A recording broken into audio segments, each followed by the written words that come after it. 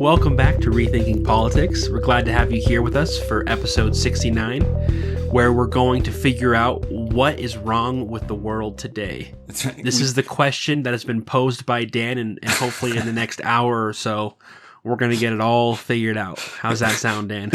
Yeah, we know you've been wondering what's wrong. Everybody has opinions, but we thought we'd just settle the question for you. We're just gonna come here, and over the next hour, we're just gonna pin that down for you, and you can go home. You don't have to wonder anymore. It'll be that easy. So here you go. If you want to take out a notepad. So my first answer is establishing what isn't the answer. And first of all, it's not COVID. COVID is not what's wrong with the world today. You know, the past 2 years have been crazy, and pinning it all on COVID is inaccurate, I think, and missing a lot of underlying problems. I do think there is validity in the fact that the reason things feel so terrible right now is because this pandemic has been and is currently a crisis. And in times of crisis, in times of stress, that's when things crack. That's when things fall apart. That's when we notice the gaping deficiencies. An example of that is just in my company, in the company where I work, we're a warehouse. We're moving product from A to B. It's pretty straightforward. And we've been doing, certain things for years and decades. And yet when COVID hit and the supply chain got disrupted, there were many things that had to change that were inefficient for decades, but were never noticed until there was that added stress to the system. And I think that's what's happened on a global scale on many different levels. I'm not just talking the supply chain, and I'm not even just talking politics. I'm talking politics, society in general, kind of cultural things, spiritual things. There have been so many things that have been struggling, and this added stress has simply pointed out those failures. I like that. I think of right off the bat with the very beginning when we didn't know what was going to happen. We're all stuck in the most boring apocalypse ever, right? You look outside at people and you see them through their windows, but no one's interacting because we don't know how dangerous this is. We don't have a good sense of this. Everybody is stuck at home, and their families were able, as you were saying, certain cracks were revealed that were always there, but became unbearable under the strain. Yeah. And in some cases, a family in their lives got significantly better to the point where they're like, yeah, I'm never going back to the office for work, right? I'm going to just stay home much more and do things a lot more. And they found more satisfaction than they expected.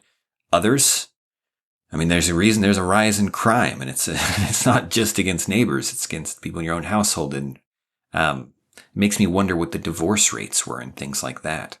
Yeah. I would guess that they went up too. Interesting question. Yeah. I hadn't thought of that. But there was certainly a point or two in my own family where we were like, all right, what we're doing is unsustainable, and we have to sustain it for an indefinite amount of time. So, what do we do? How do we actually make a significant change in a positive way that leads to, that remains flexible enough that it can be adjusted in the future and has a kind of positive feedback loop, right? Where it works for today, and it will work better tomorrow. And that's what you want. That's the ideal.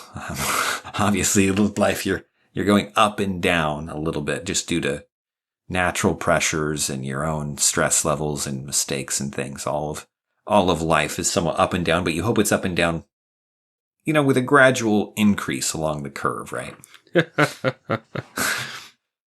I laugh because that is the hope, Dan.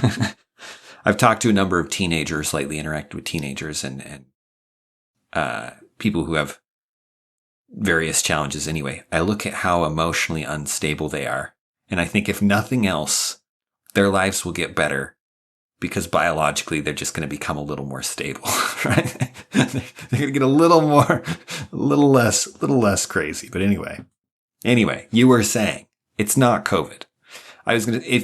One more thought on that. In Australia, if I were locked down and I believed that it was as dangerous as they say. There was a poll where they asked people in the United States, I don't have the demographics. What was the demographics that they asked? There was a shocking amount of people who thought that COVID had killed at least 10% of the American population. In the United States, in the people United thought States, that? people in the United States thought 10% of the United States plus died.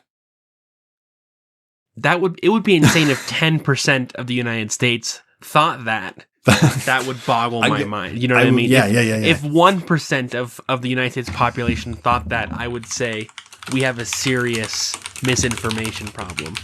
We do have a serious misinformation problem. But that is frightening, right? I'll see if I can find the numbers and throw that at you while you continue diagnosing what's wrong with the world. Or what isn't. I was about to say, I thought I had satisfied it by establishing one thing that it was not. But like that alone was so revolutionary that I kind of hang my hat on that and say thank you for visiting. We hope you enjoy your day. We're done here. Mic drop.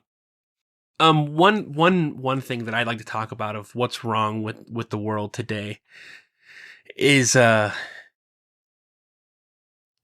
is the us versus them mentality, and specifically in politics. It's especially troubling, and it's one of those failures that I think COVID has really highlighted. It's something we've talked about before about the two-party system, but I think it's worth bringing up again. A great example of this, or a weird example of this, is Newsom's response to the Texas abortion law. So we've talked about the Texas abortion law before, that Texas is trying to circumvent the Supreme Court's ability to overturn state law by changing how they're structuring their law. And that's where you have the ability for citizens to sue anyone who's involved with an abortion, anyone who aids in an abortion, and they're hoping to prevent the Supreme Court from overturning that law. And it seems like in the short term, at least, it's been effective because they haven't overturned the law out of hand. They're going to wait for an actual case before they block the law. And so, with that being the reality, Governor Newsom has come out and said, okay, well, if Texas can do that, which he has stated in the past is a violation of the protection of federal rights for the state to do that. But if Texas can do that, then California is going to do the same thing, except in regards to gun control. So he's going to set up his goal is set up a similar system where you can sue anyone who's involved in making, selling, or distributing an assault weapon or some kind of ghost gun kit or parts. And it even has the same, $10,000 price tag attached to it, just to make sure the connection is clear. And in fact, he's got a great quote here that he tweeted. This is Newsom. SCOTUS is letting private citizens in Texas sue to stop abortion? ? So I guess I should reread that. SCOTUS is letting private citizens in Texas sue to stop abortion? If that's the precedent, then we'll let Californians sue those who put ghost guns and assault weapons on our streets. If Texas can ban abortion and endanger lives, California can ban deadly weapons of war and save lives. And this is, of course, coming from a New York Times article is where I'm pulling this from, and their headline above, their subheadline is even better than his tweet for capturing the strangeness of the situation. Governor Gavin Newsom of California accused Texas of insulating its abortion law from the courts, and then called on lawmakers to use a similar strategy to go after the gun industry. And what I think is so fascinating about this is not the fact that California wants to ban guns, because that's about as new as Texas wanting to ban abortion. In both of these cases, you've got these states that have very classically held, opinions that everyone's familiar with. What's interesting here is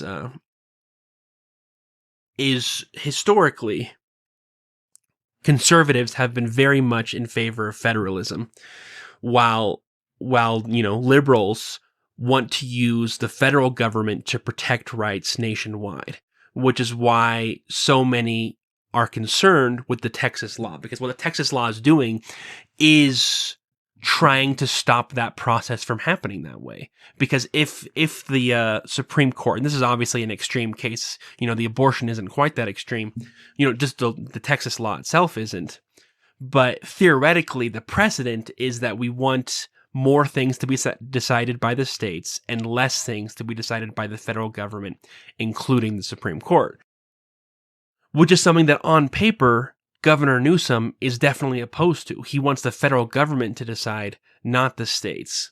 But he's basically taken the fact that Texas has done this as an invitation to do the same thing. And of course, there's the inherent hypocrisy in this, and of course the conservatives are going to jump on Newsom for this hypocrisy. What I'm pointing out is that this hypocrisy, this gamesmanship, is not unusual. It's how the system is set up. It's how everyone plays the game. In order to be a politician today, you have to learn to doublespeak. I mean, when it came to COVID and it came to vaccine mandates, that's what both sides did. Both sides would use other arguments, like let's say the abortion arguments, and say, conservatives would say, hey, I thought you were pro-choice, my body, my choice, so I should be able to do this. And the liberals were saying, I thought you were pro-life, so we should be able to do whatever it takes to preserve life, using the other side's arguments. And my immediate thought whenever either side would do that is, I thought you didn't believe that argument. I thought you said that argument didn't make sense, and now you're using that argument? Does that mean you've changed your mind on abortion? Have both sides switched sides on abortion because of COVID? Obviously not.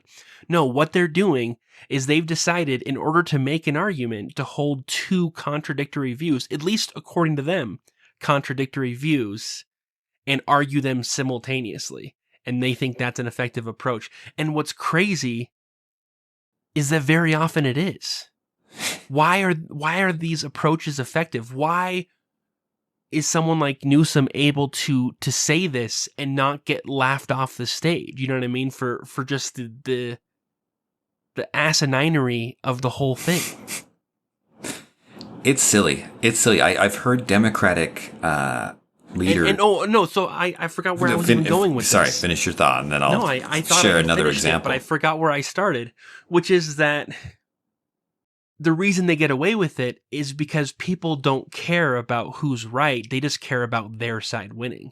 And that, I think, is the problem, is that conservatives care about the issues they believe in. But when it comes to these arguments and it comes to the politicians, they're just going to side with whoever's on their side. You know what I mean? The ref's call is only a bad call if it hurts my team, is the analogy I've made in the past. And I think that is one of the major failings, is the fact that people are more concerned with winning than they are with actually doing what's right. Mm-hmm. Mm-hmm. I think that's absolutely true. And I don't just mean politicians. I mean regular people. You mean that this is not merely a political phenomenon? You're saying regular people participating in the political? That's what I'm saying. Thank you. Regular people. Okay. Second one. The second one. Okay. I was going to say that the most silly area where I see this is with the name calling. I've heard Democrats say ridiculous things in speeches, and throw insults, make personal attacks. And when confronted on it, they said, "What are you talking about? Republicans do this all the time." Mm-hmm. Trump wrote the book on this. Yeah. And as you're saying, in the same moment they're bashing Trump for doing something, they're using that to defend their own doing it. It's a way to point the finger at the other person, even as you're doing the same thing. And it's if there is a moral principle here, if there is something wrong with this, you should not be doing it. Yeah, just like with Newsom and the Texas thing. If the Texas thing is wrong, then we shouldn't do it.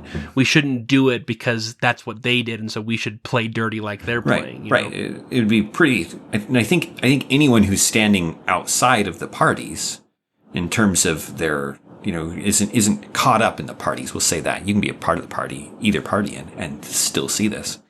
Like you said, you feel like the player, you feel like the fan at a basketball game or a football game who doesn't really strongly prefer either team listening to them complain about the calls. It's just, it's completely arbitrary. Why do you think that is? We've talked a little bit about how that mindset comes from. It's the war mindset. It's that so much is at stake here that I can't.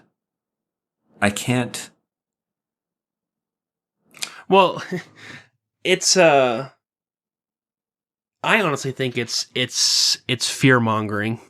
It's a technique that's used to get people to turn out for elections.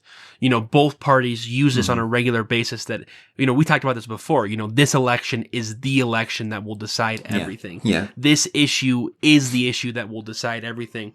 I think it's one of the reasons why both parties, when push comes to shove, even though the conservatives technically claim to be more in favor of federalism, will use the federal government to force their will on states when they have that opportunity, because it's all or nothing. I keep thinking about this Texas thing and this California thing. And as someone who is, generally speaking, anti-abortion and pro-gun, in terms of these two issues, I tend to have the conservative beliefs. I may not line up perfectly, but I align pretty darn close.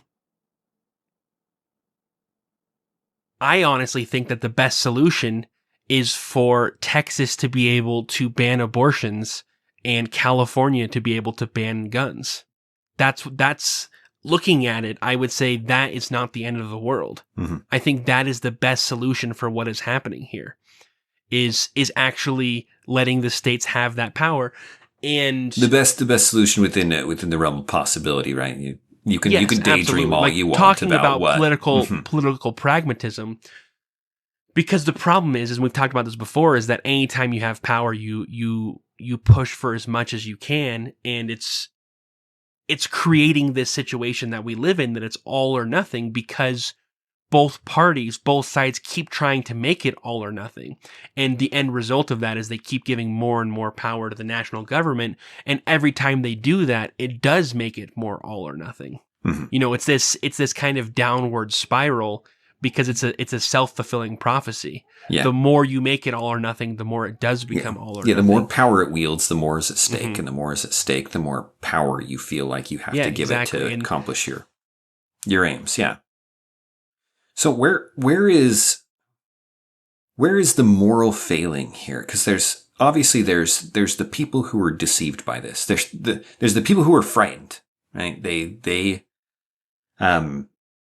either from a lack of foresight and understanding of how these things work, which is perfectly understandable because there are a billion better ways to spend your time than listening to politics. And I don't want to. So many people, especially if they're involved in politics, they come down hard on the people who don't pay enough attention to see through the lies. They don't realize it's a show. And yes, I think to get out of where we are, there has to be an awakening to the show. There has to be enough attention paid to pull people out of it. But most of the time when people pay attention, they get worse, not better. They go from like a benign, I'm outside of it and I just don't really pay attention, to like a passionate team player, right? And that's not better. That's worse. So yes, there needs to be an awakening and there needs to be attention paid to it, but it's at the same time, I don't want to blame them. Is there a point in here where we could say there are corrupt actors doing something they shouldn't? Absolutely. But I don't think that's capturing the whole problem, because as but you're Brad, saying, wait. But it's so satisfying. I mean, if we're going to say what's wrong with the world, really what we actually want is who's the problem in the world, right? That's what I'm fishing for here. Give me some heat. I'm just kidding. No, Carry on. and You're right. You're absolutely right. And that I think can often be the moral failure that you're pointing to is You're that looking for the bad guy. well, maybe not even the moral failure, but just the general failure is that everyone is just trying to find a boogeyman to blame everything on. Mhm. And the problem is that if our priority is blaming things,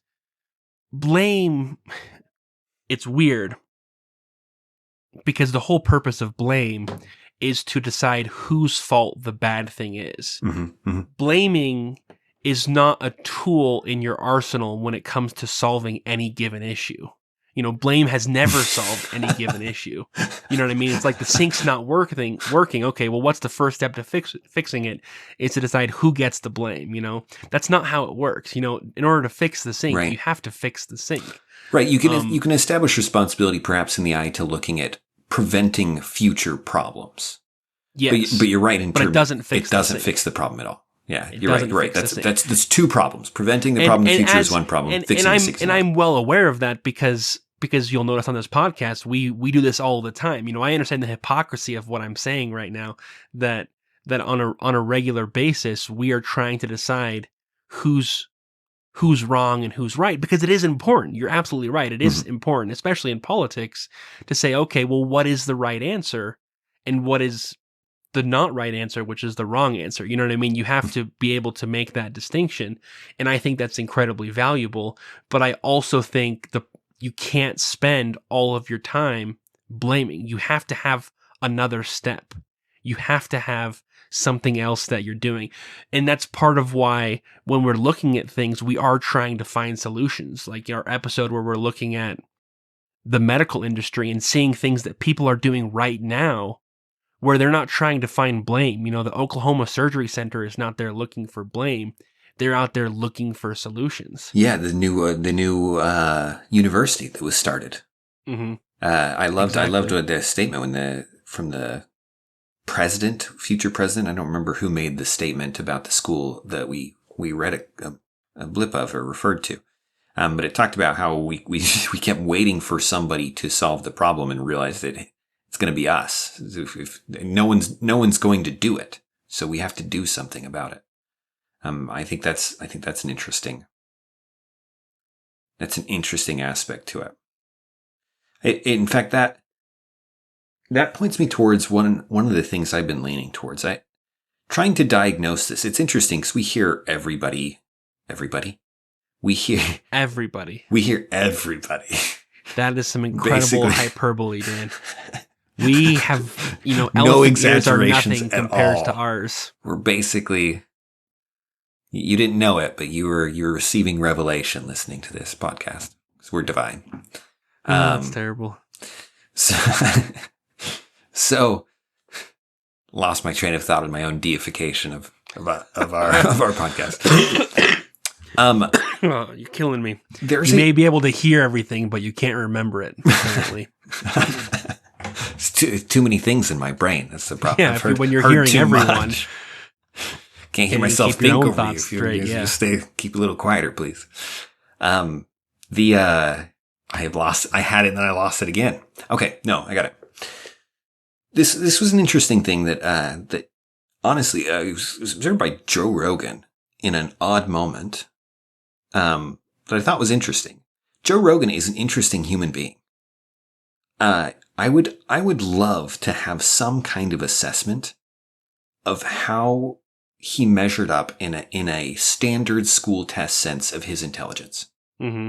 I don't think it was very high, but it's really hard to tell because he has talked to so many people all the time, always engaged in this social way and always learning from people, to the point where I think he has actually acquired some legitimate impressive wisdom level of intelligence. Yes, I don't know if intelligence is the right word, but certainly wisdom. Yeah.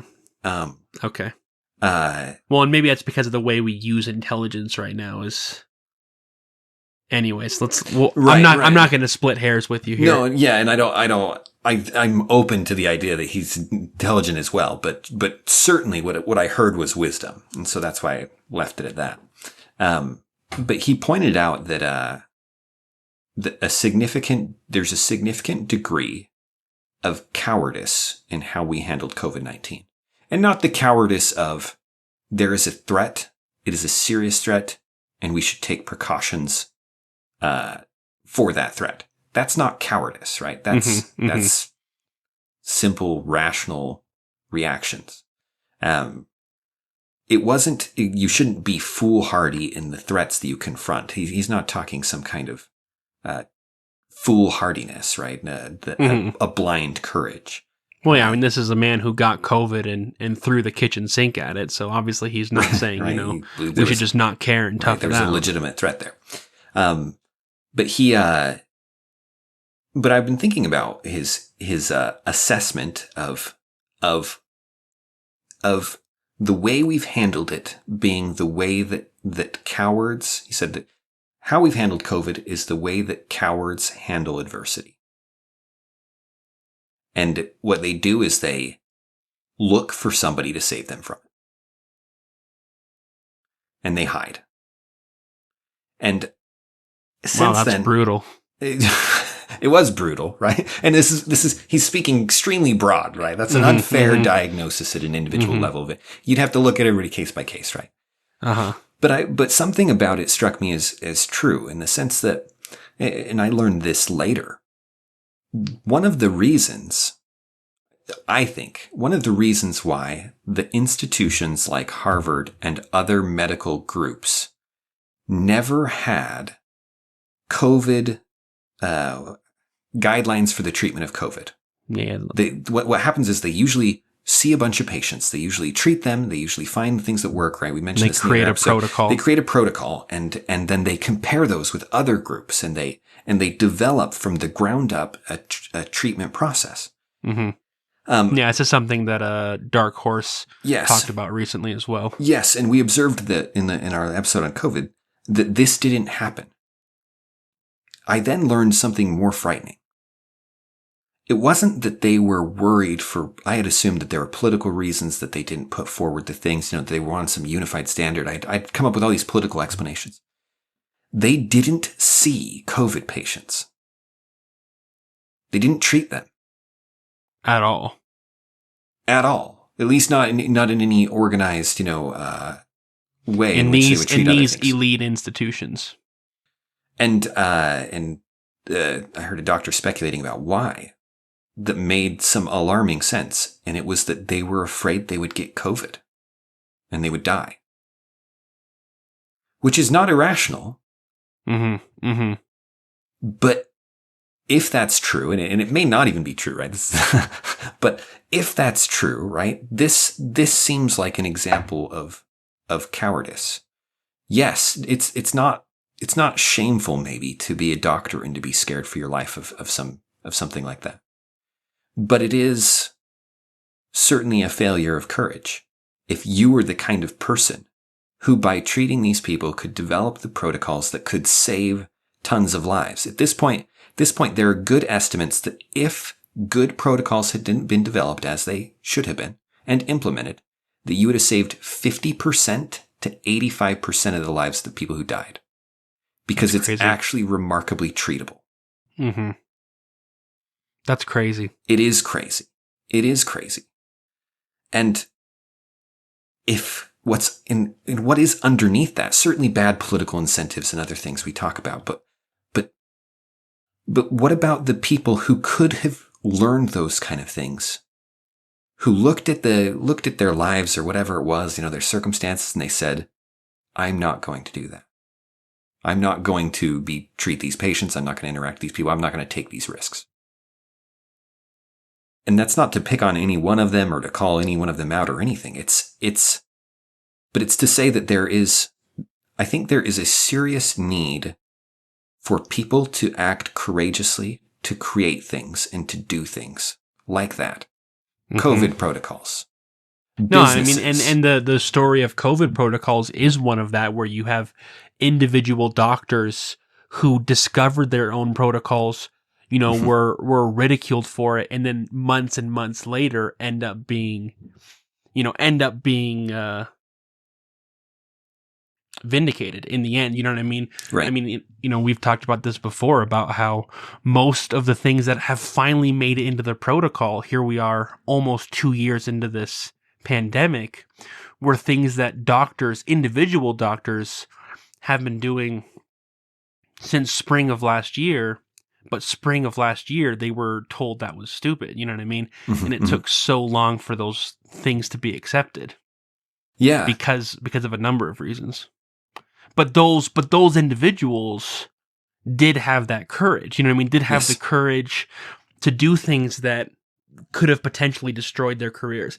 I mean, there are stories of doctors who have treated patients and have been threatened with all sorts of things for doing what they think is best for their patients, using the knowledge that they have from treating patients.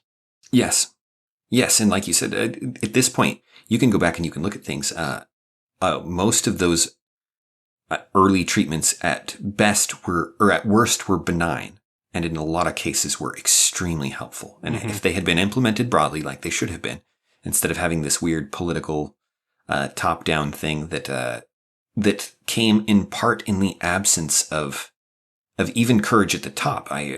People not actually looking at the studies and being willing to make the risks to judge things themselves and to say, this is what we're going to try, and to then carry the weight of that responsibility.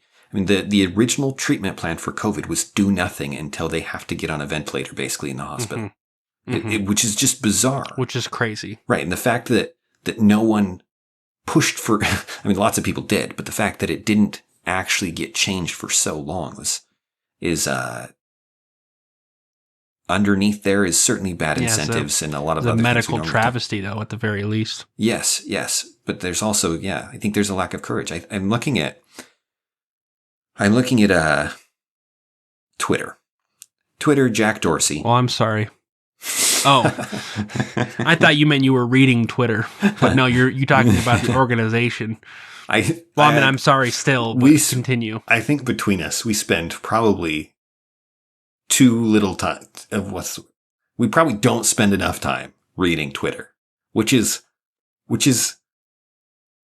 hard to say, because the ideal amount of time you should spend on Twitter to learn about news things and what's going on there is actually remarkably low. It's way less time than most people spend on it. But we spend almost zero time on Twitter, as you can tell if you mess with our Twitter account much. We have a Twitter account? I'm just kidding. I'm the one who set it up, but it goes like that. Continue. With Twitter, Jack Dorsey steps down. Jack Dorsey was one of the founders, has been CEO for some time, was a pro-free speech guy, by which we mean, pro-free speech in this context is weird. If you are for free speech, generally what we're talking about is the right to free speech. Which is a terrible concept to begin with, because the right to free speech is not actually the right to speak. I kind of want to go down that rabbit hole. I'm going to resist. Free speech, the basic idea with free speech, right, is that no one can prescribe to you what opinions you have to express or not express. In public, at least, is the way it's traditionally defined. You've got this right to say certain things as long as it doesn't lead to direct harm. Can't shout fire in a crowded theater is the classic example of that. But other than that, you can say what you want to say, no matter how wrong it is, and even no matter how offensive it is. Again, with exceptions for provoking a fight and things like that. So you have this free speech. That's not what is being discussed at Twitter. Twitter, as a private institution, your rights are not protected. Your right to free speech, or perfected, your right to free speech doesn't matter in my house. You come to my house and you say something that I don't like. I can say, get out. And you go, wait, I have the right to free speech. I have the right to kick you out of my house, right? Just like how most businesses have a sign that says they have the right to refuse service to anyone. They don't have to have that sign up in order to kick someone out. Yes. That's just a courtesy reminder. Yeah, exactly. It's a vague threat for anyone who's considering acting inappropriately. But anyone will know that you can get kicked out of a store for all sorts of things, but one of those would be, most any given random monologue, if you go long enough, if you go and try and set up a political monologue in a gas station, they're going to throw you out because they have no interest in that. It's not because it's not even because they think the speech is offensive or anything. They're just like, no, you can come in here and buy chips and get out. Right, you're ruining our. You can't be like, oh, but free speech is like that has nothing to do with this. This is our business, and we set it up so you can buy chips. I don't know why chips are the focus of most gas stations, but that is literally what they almost. That's what I imagine people walking out with if they go into a gas station. Chips, maybe an energy drink. Jack Dorsey steps down. He had been not the bastion of free speech because it doesn't make sense in this context. The bastion of open, free debate. Mm-hmm. He thought it was useful for people to express their opinions. Yeah, I mean, you can argue he has been a bastion for free speech because if a gas station will let you have an hour-long political monologue and that's part of their standing policy, then those gas stations are a great bastion for free speech. Whereas all the other ones are tyrannical. Well, they're not a bastion for sure, right? You know what I mean? If you want free speech, don't go to a gas station, go somewhere else. So if you want free speech and Twitter is a great place for it, then yeah, that's a bastion of free speech. I don't think there's anything wrong with saying that. Fair enough. It's a private institution which you acting along the same public guidelines. Mm-hmm. Yeah. Creates a bastion, yeah. Fair enough. Absolutely. Jack Dorsey I'd say that's literally what it was. So I'm gonna go back and I'm gonna rephrase this for the fourth time. You're welcome. Jack Dorsey, bastion of free speech. So he obviously Twitter has been censoring people for some time, even while he was there. But in his absence, we can tell that he's gone. Immediately, there have been changes. Prague or Grauwell, I have no idea how to say his name appropriately. So we're going to leave it at that. I've never even read his name before this, so that's how closely I follow Twitter. Yeah, I was going to say, I think I heard it once, and it didn't sound like what I just said. So, clearly got it wrong. This is the first time we've made this mistake, and it'll definitely be the last time. Carry on. He's obviously at the other end of the spectrum. He's stated as much. He's been pretty open about it. And if that's what they want to do, that's fine. Here's the two things that I think. First off, that's a mistake because Twitter is aimed at communication. And if you want communication to be good, what you want to do is you can put some limits on it for appropriateness of content and things, but you don't want to censor political opinions because the result is not the result that you hope for. People trying.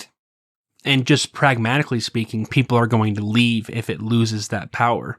Right now, Twitter is so effective because it is the place where you can just hear straight from the horse's mouth what people are saying on any hot button issue. But as soon as only one side of any given discussion is allowed to say anything, or at least for all intents and purposes, that's how it ends up, then you no longer go there for that openness. Mm-hmm. Mm-hmm. Right, exactly. So there's that side of it. There's the speech side of it where debate, and we could hash this out at length, but the general idea is that debate enhances true opinions by exposing people who are wrong to the truth and people who are right to the counter arguments so that they can improve their argument. Right? I disagree with that premise, and here's why. Okay. No, I was kidding to prove it was a joke. Because debate, no, never, nothing. I get it you get now. It? I get it now. You were just so assertive in it. Brad's been cracking jokes for the last couple hours before this podcast started, and I tracked none of them. I don't know if my sarcasm sensor today is really off kilter. Usually I pick it up pretty well with Brad. Not today. I'm fine making jokes that aren't funny. Ask anyone I work with. If you can find the truth by reason, then exposing conversations to reason is your best bet. You want the arguments to happen. You want the arguments. They're the surest defense of truth if truth is reasonable.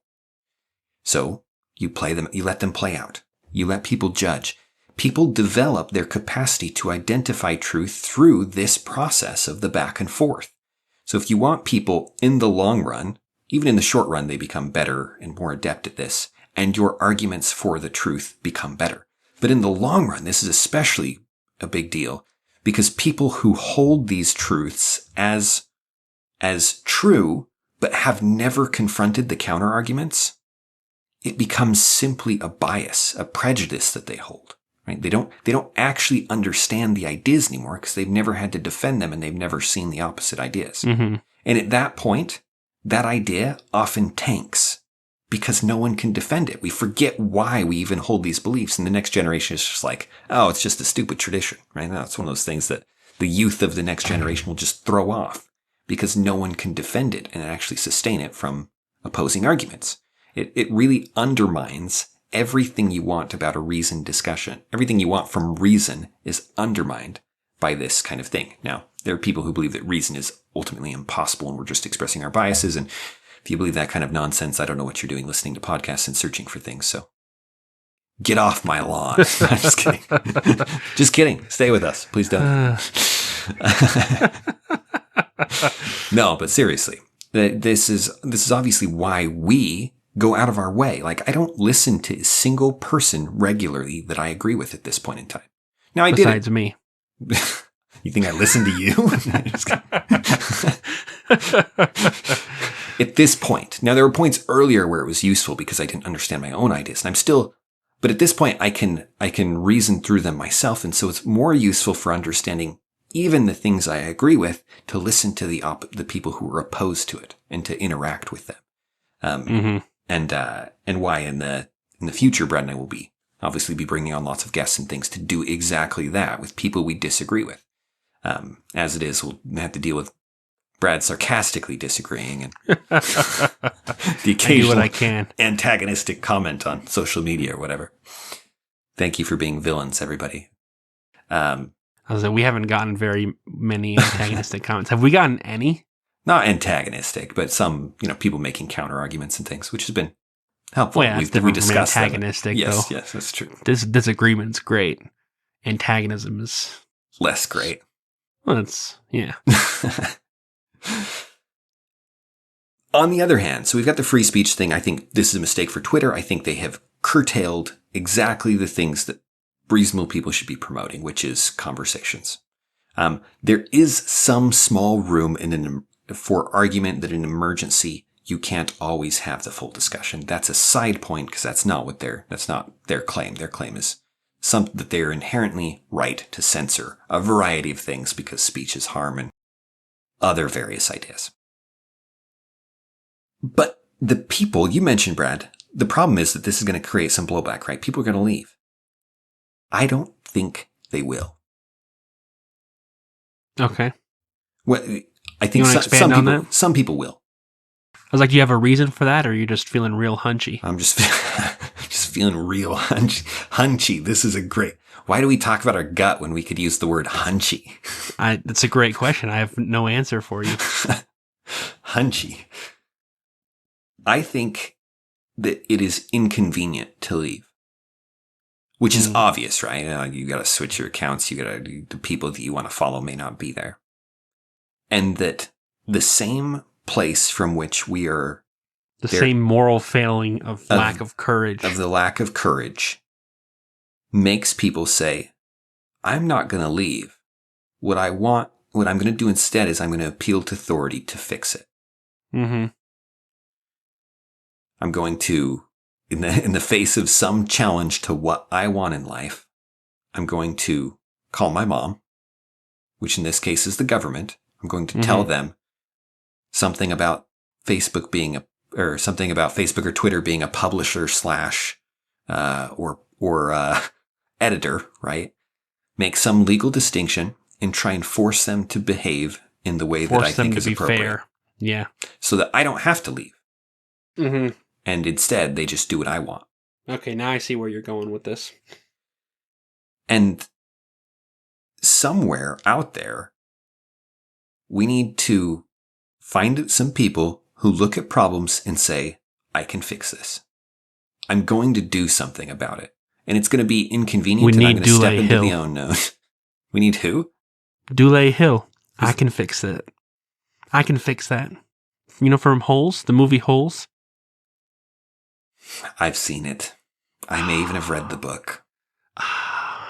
You know who Dule Hill is, right? Gus from yes. Psych? Is he in Holes? Yes.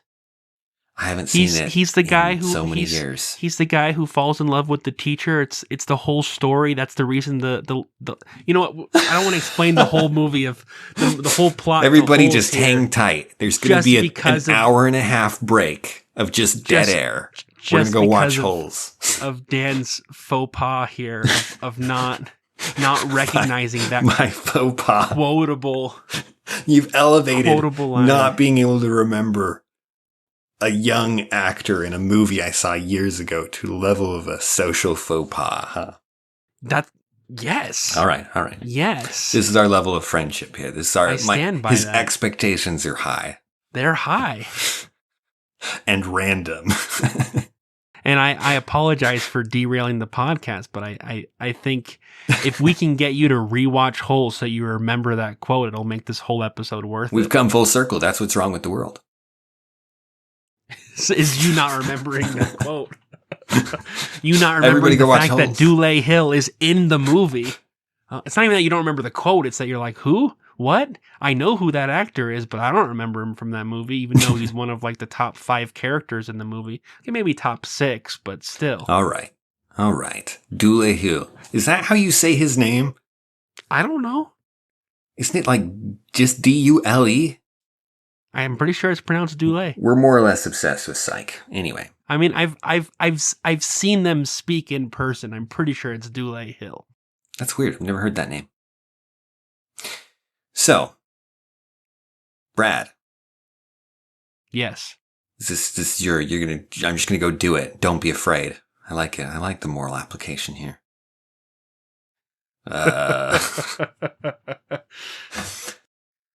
Seriously though, people don't try and solve the problems anymore. They look at the institutions that are supposed to be handling their problem. They get mad at the institutions. They yell at them. They try and make laws to govern them. They don't try and solve the problem.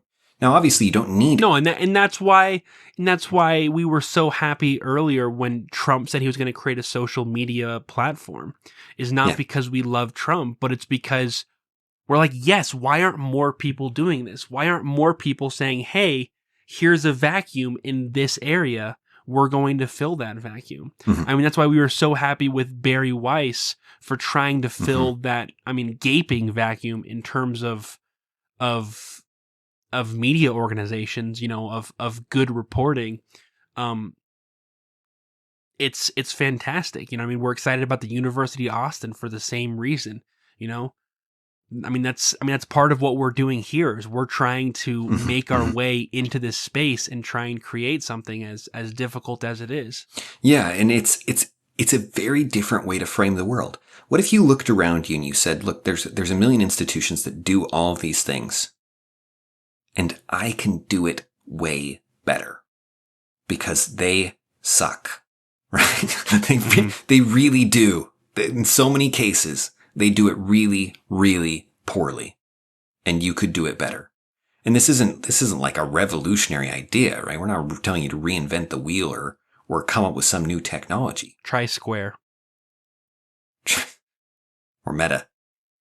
No, I meant for the wheel. For the wheel. Because don't reinvent the wheel, and I'm saying if you're going to try Square. I think Jack Dorsey runs step down in part to spend more time on his company Square. Oh, really? Yes. So my joke was even better if I had known that. So your joke threw me because I was thinking of Jack Dorsey. That makes sense. Of course, he changed the name from Square to Block because... Sorry, it's just... Because who knows? Stupid. Branding. Anyway, Twitter... silly. I hope, ideally, Twitter burns in a fiery lack of profit. Sorry, I didn't expect you to come out so strong. Well, we were After talking about this before the show. Your calm, collected discussion about Twitter. Twitter has made profit 1 year in its existence, right? Where it was positive. Mm-hmm. It may be 2 years now, but it's not a lot. They have struggled to be profitable. The last 4 quarters, they were technically profitable, 3 of them, but when taken as a whole, the one quarter that was so unprofitable makes the whole year a wash. The whole year, yeah. And that's how they've been for a long time, that they've kind of been balanced on that razor's edge of making money and losing money and making money and losing money after years before where they were just losing money. And now they've achieved a new level, which is called the plateau, which is impressive compared to only losing money, but it's not good. No, it's not good. You want to be making a profit in addition to paying back the debts and things. And if they're not making a profit, this is a massive problem, and hopefully one that leads to them falling apart as they do what they're doing. And maybe they had no choice in doing what they're doing in some ways because of their audience and because of the employees that are there. But it's good. I hope the natural consequences are that it fails miserably. No, but it's less that you want Twitter to fail and more that you want other companies to enter this space and be successful. You know, I think tech is really I don't know what 2 words I was trying to combine, but triggly is not what I was going for. It's not your best invention. The best invention was definitely the term you just used for hunchy. Hunchy, yeah, it's not nearly as good. Triggly, not so much. But tech is tricky because there's this centralizing aspect to it that just because you're there and people have heard of you, it's so much harder for anyone else to compete in really unusual ways that are different than something like a store, where if you set up a physical store across the street, people are like, oh, well, maybe I'll go there, especially if they got a sign saying half off, you know what I mean? Or whatever to draw in business at first. With tech, it's just not quite the same way. I mean, there's this inertial aspect to it that's really difficult to compete. And I'm really hoping that at some point in the next few years, people are going to figure out a way to be successful in that sphere. Because there are ways, and new companies do pop up. I mean, right now, in terms of social media, the rising giant to beat is TikTok, but it didn't exist, just a handful of years ago when no one. I mean, it was barely anything just 2 years ago. With any luck, already, it won't be anything in a couple more. and Dan is hoping, but you're wrong, Dan. It's not going anywhere. It's the new Instagram, and YouTube combined in really weird, stupid ways. I talked to some teenagers about it at length. Because I was curious. I really dug into what are you watching on there? Because I spend hours on there every day. They're in some ways the classic people of social media involvement. Mm-hmm. It was. I've rarely been so disappointed in humanity. It made sense, but this would be a really awkward time to tell you that I have TikTok, Dan, but I do. I do. And half of the interesting news stories that I bring to you that are recent, I get from TikTok because I see things on there before I see them anywhere else. That's That's odd. It is odd. It's a weird platform. TikTok's weird. Yeah, it ends up pigeonholing people into strange threads that are bizarrely specific. And anyway. No, and but my point is, confessions aside and all of this aside, is that it can be done. You do have new platforms that rise up, and you have new companies that rise up, and we need people to have the courage to do that. Speaking of courage and the lack of it, there are some areas where we have seen examples of more courage. One that's really interesting is in the job market. More people are trying out entrepreneurial ventures in general. That's true. Than have in the past. People are starting their own companies. They're starting different hustles of all sorts and varieties. I mean, it's part of the reason why you see so many crypto booms with these random currencies, because people are trying to make money in unconventional ways. Mm-hmm. And in most of those cases, they are just big Ponzi schemes. I'm talking about all of the, the side currencies. I'm not, Bitcoin. And Yeah, the Ethereum side currency. not talking about those. I'm talking about all, the Dogecoin and the Shiba and all of the others Yes. are a place where people have basically started gambling to make a profit, which I'm not a big fan of, but it's the reason that's been so popular is because of that renewed interest in making money in unconventional ways, which is really interesting and cool. Yes. That's a good point. It is. Yeah, a product where you're buying it, where the only thing it's good for is selling it later, is a is a bad product that is really strange. See, I completely disagree. I think that is a huge industry, what you've described. Those words, buying something to sell later is literally what Walmart does. That's true. Well, I guess but the product eventually serves some consumption purpose. Yeah. The problem is there's no end user. Yes, which makes it in a lot of ways have some of the same problems as an MLM. Right? It has that parallel where somebody's left holding the bag. People are making money at the expense of other people who do not benefit. Mm-hmm. Yeah, everyone who bought Dogecoin when it was 67 cents, which I think is its current high, which is, it's at like 15 cents or something now, or it may have risen. I mean, it changes every hour, but, it's way lower than that. But everyone who bought it that high, is in many ways screwed, as it hasn't come close to that in months and months. Right. And this is fundamentally different. And they're different. the ones left holding the bag. Yes. The money exchanged hands, and it was from them to the people who bought it earlier. There was no product has been offered per se other than the satisfaction of the game. Especially when you have these altcoins that have no interest in becoming currency. Because the argument with Bitcoin is that this is now something to hold value in the future, and that people are actually going to use it as a currency. So you don't need to get rid of it, because you never need to turn it into US dollars, because theoretically 10 years from now, you'll be able to, go spend almost anywhere in the United States and spend it. But that's not true with these altcoins. There really is no, especially the small ones, there's no dream of them ever becoming a currency. It's just speculative.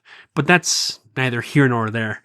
I don't want to get too distracted on that black hole that is the crypto world. You're right, though, about the lean towards entrepreneurship is a good sign that people are experimenting. That is risk taking. That is courage, and that takes.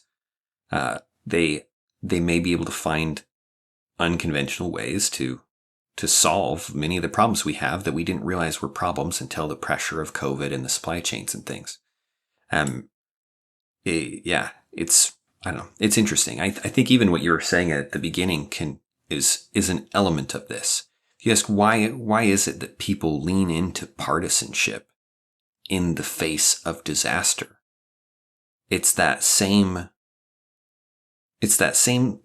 element of self-justification where it's not enough. The way that the mind works and the way we rationalize our faults, it's not enough for us to be afraid and then capitulate to that fear and then just be like, man, I'm a coward. I guess I'm just that person. I get afraid and I bow to it. No, what we do is we then rethink of our capitulation to our fears as its own virtue. We're the wise ones. We're the ones who saw it coming. We're the ones who are listening to the right people. And that's to a large degree, I think that happened with COVID, where the fanaticism of belief in authority that came out of COVID is that self-justification for cowardice. It's that flip side. It's that rationalization that leads us to lean into it, that leads someone in an almost, Stockholm Syndrome-like way, where someone in Australia can be so grateful to the government for locking them up for 2 years. For so long. Yeah, it's a sick thing, but it's the way the self-justification works. It's the way we deceive ourselves in this manner all the time, where we make our vices seem like virtues, and we hide the fact that what it actually is faults and weaknesses. It's very hard to actually see your own faults if you're not looking, and if you're not aware and humble, and a variety of other virtues that kind of open your eyes to it. No, it's I think that was well put and brutal, and in some ways hard to hear, Dan. So I appreciate that, because I mean I see it. I see it in myself. You know, Yes, the many the over the past 2 years, the kind of open-ended excuse that has been this pandemic for so many things. Yeah. You know, and so many things, you know, in my life that I've put on hold.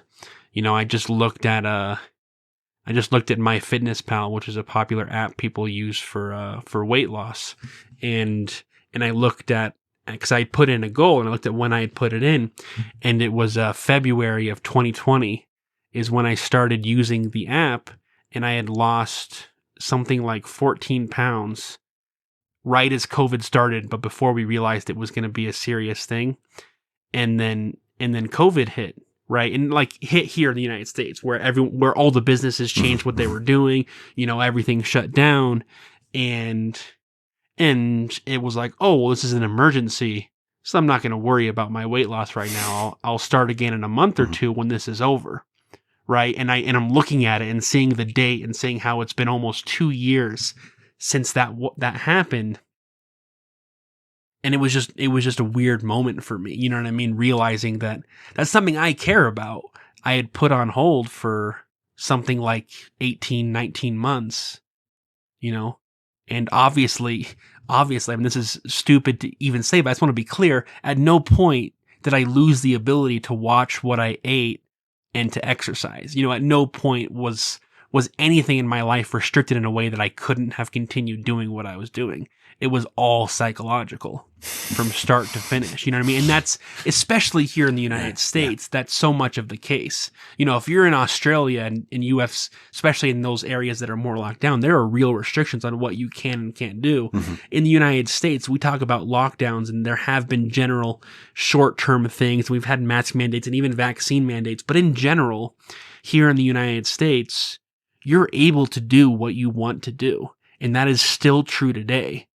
And people can disagree with me on that, but I think they're dead wrong, that we can do what we want to do today in so many ways. I mean, yes, there are always restrictions, and there have always been there were routines thrown off by things like gyms temporarily closing, right? Stuff like that. No, there are restrictions, but I'm saying, generally speaking, the pandemic and it has not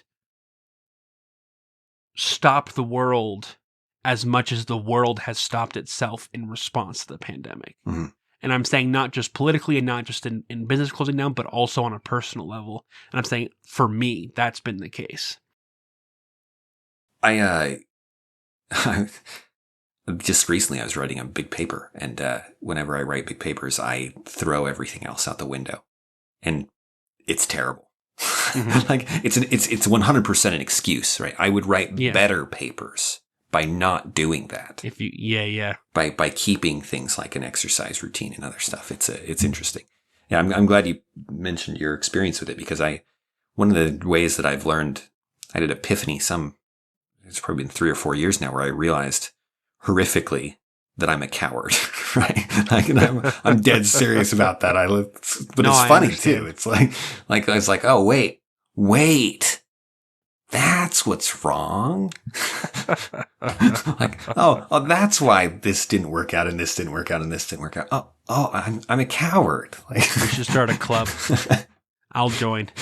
There's an old movie, Ninja something. It's notoriously bad. No, it's notoriously bad. You can find it on YouTube, and if you do, it's a gem. About these ninjas, and they wear like headbands that say ninja on them, and they're adult men, and they're all doing like karate tricks, and they fight, and then it culminates with this Anyway, it's a lame excuse for a bunch of people who liked karate to do silly stuff. But there's like one line of dialogue in the whole thing that's memorable, where the master of these three ninjas is like, "And remember, don't be a coward." "Yes, sensei." And then they all like run off. Like, that's the exact line. Like, it's so clumsy and poorly worded. "And remember, don't be a coward." All right, I'll remember that. Thank you. My cowardice problem is solved. I just had to remember not to be a coward. Which brings you to our closing arguments for this episode. That's right. We don't have much advice for you, but here it is.